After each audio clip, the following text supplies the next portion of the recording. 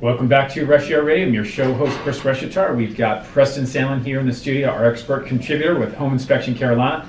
And Preston, we've saved this last segment here really to focus on some of the things that you feel are important for our listeners to understand, particularly whether they have ordered a pre-inspection to identify things that may show up when you're getting ready to sell a home, or if you're a buyer that wants to buy a home, things that may show up on a home inspection when you're getting ready to buy a home. And you had labeled out 10 most common problems found on home inspections. So, Right. So I'm excited because this is kind of interesting stuff here. So why don't you tell us a little bit about, you say really one of the more common things that shows up on home inspection is termites. Yeah. We'll So start you guys with check for termites. Absolutely. This weaves in with what Key was talking about, getting a pre-inspection, putting it on the market, and what you said about things that can affect the financing.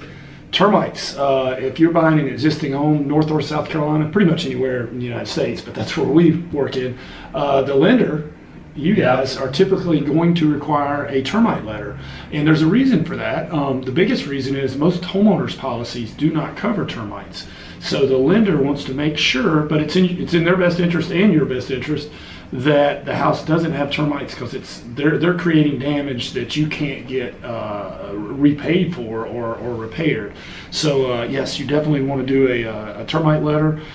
When we say termites, it's also all wood destroying insects, carpenter ants, carpenter bees. Okay. But I would say probably termites account for probably 95 to 6% of the damage, or the things that affect our loan and that sort of thing. Yeah, and home value and whether or not the home can be sold. So yeah, we definitely see that on the lending side. And if the bank's going to lend you a couple $100,000, it's worth spending $75 or whatever. It's under $100 in most cases, right? And they want to make sure that asset is fully worth Right, and not being damaged as time goes on. Because people can walk away from a home if they find out after the fact. Right. And the bank gets stuck with infested home. So, okay, another thing you say is common on the home inspection report is wood rot or trim damage. Yes. When we talk about termites and wood rot and trim damage, we're talking about termites and moisture. They're actually number 1 and 2 on every single list of what causes damage to homes. And again, homeowners insurance covers things like acts of nature, fire, flood, lightning, but not things that happen over time that they feel like could have been prevented. So that and this would again fall in that category: high moisture. Wood rot, trim damage. Anywhere you have 2 pieces of wood meeting, you have the potential for wood or any building material, because things expand and contract. They contract in the winter and expand in the summer.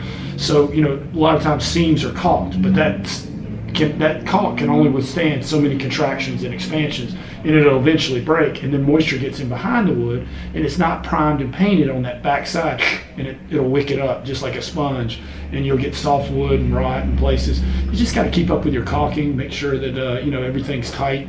And a lot of times people say, well, it's just one little place there, but that's usually an indicator. If they didn't caulk there, keep up with it, you're probably going to find it all somewhere around the else house. And Yep. it starts out a small problem, but can wind up being a big problem.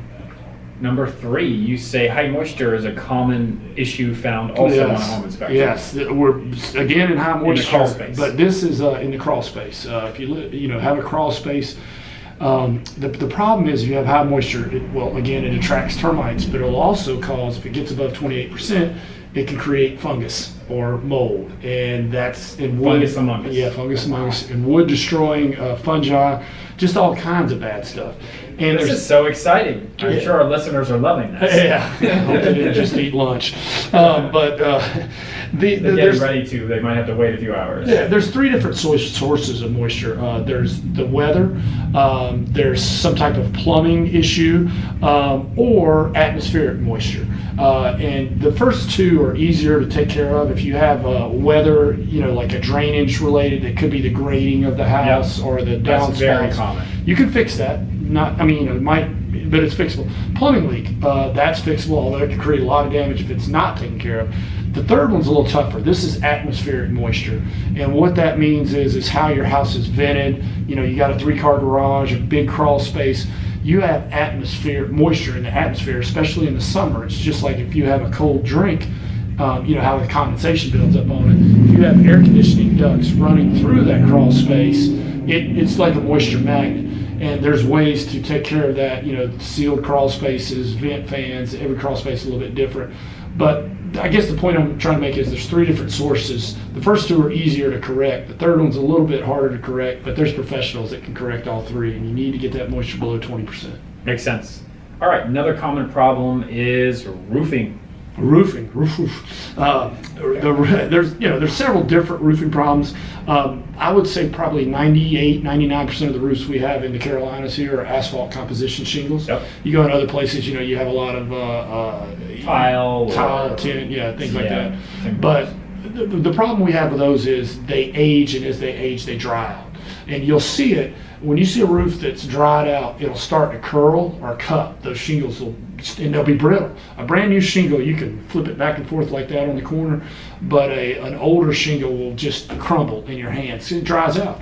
And usually this happens depending on normal shingles, 18 years, 20 years. The architectural shingles go a little bit longer, but you need to have that roof checked. And again, the inspection is the time of the inspection. The roof can be functional at that time of the inspection. What we'll say is a lot of times, if you're going to live here 10 years, you're going to put a new roof on. It could go 3, could go 7, but if you're going to be here 10 years, you're going to put another roof on. This roof's like 12 years old now, but it doesn't need to be replaced at this moment. All right, another common one is the HVAC problems, and we do see this a lot too on home inspections. We do. So yeah, HVAC is an acronym for heating, ventilating, and air conditioning, which is basically your furnace and your air conditioning system. The biggest problem on these is clogged condensation lines, and that happens a lot of times when people don't change their filters as often as they should, and especially if they have pets. I love my pets, but pets put off a lot of hair and dander and all that stuff. But if your filter's not clean and you're getting this air that's got stuff in it into your system, it's going to wind up in your normal condensation line, and it's going to clog, and then it's going to flow into your catch pan. And a lot of times the catch pan will have a drain. If it's in the attic, you'll see the drain coming out by the eave. I'm sure you guys have seen this. You ever see that little PVC pipe come out? And if you see that leaking, they'll usually put it by a window to let you know what that is. Your primary line is clogged, and that's like your secondary line. That's like your spare tire. You're riding around on a donut, which means you need to get it fixed.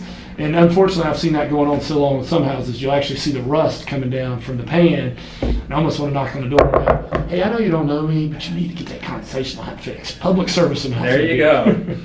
I think they'll take it good from you. Yeah. All right, so the next one is window, broken seals, paint shut, all that kind of thing. Absolutely. Windows. The primary reason for a window on a house is for fire egress, and it has to be so that a fireman can get in actually with a full pack on.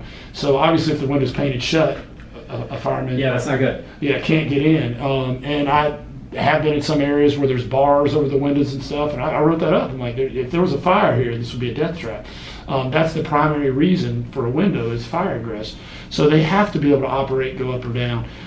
Broken seal is when you have the dual pane windows that actually has a little bit of argon gas in there to give it some R value.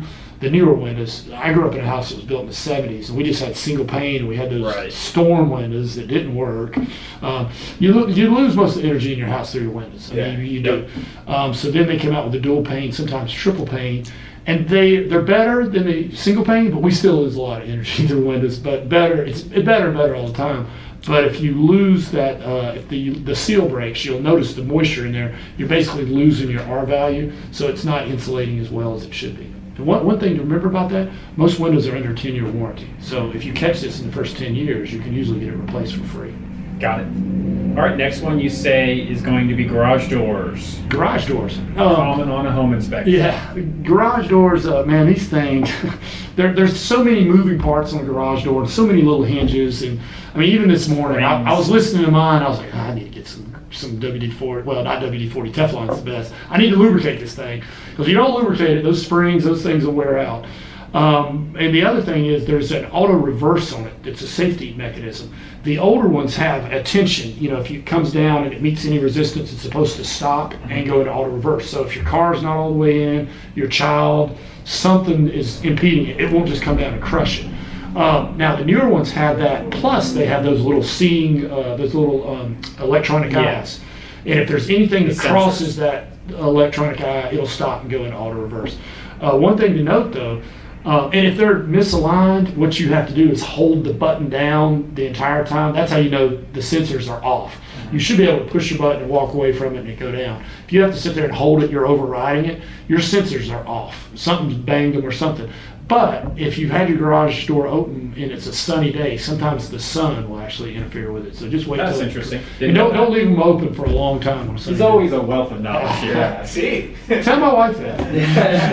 She knows it. She says I'm a wealth of something. But I'm not sure knowledge is the word. I don't know. I think I think you're creating wealth for her, and she's not upset with that. So there's a lot of wealth with you. So let's keep moving. We're just about out of time. So I'm going to go ahead and read the last three here, just so our listeners can know. So the other items that are most common problems that show up on a home inspection include electrical problems, plumbing problems, and structural issues, whether it's related to superior ports, etc. So, Preston, where could somebody get more information about this that we're talking about today, or utilizing your services? Absolutely. I'll put the list on my website, homeinspectioncarolina.com. Actually, even if you're not a realtor, it's fine. Go to the Realtor's Corner, because that's where all our references are. But I should change that. Everybody's Corner. Resource corner. Yeah, there you go. Realtor's Corner or Realtor's Resource.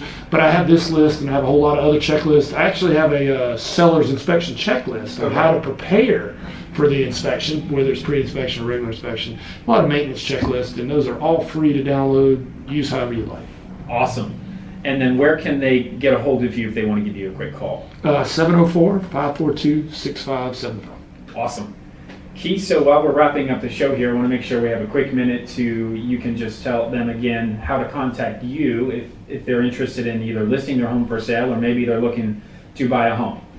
Yeah, you can call me 704-352-3632. And even if you guys just want to see how much your home is worth in the next 30 to 90 days, I love going out and meeting good people.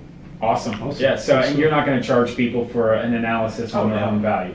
Yeah, absolutely. That's totally worth looking at. So if you're thinking about selling, even just have him come out and do a market analysis. So again, you've been listening to Rush Air Radio. We're here every week on ESPN 730 The Game at 10 a.m. on Sundays.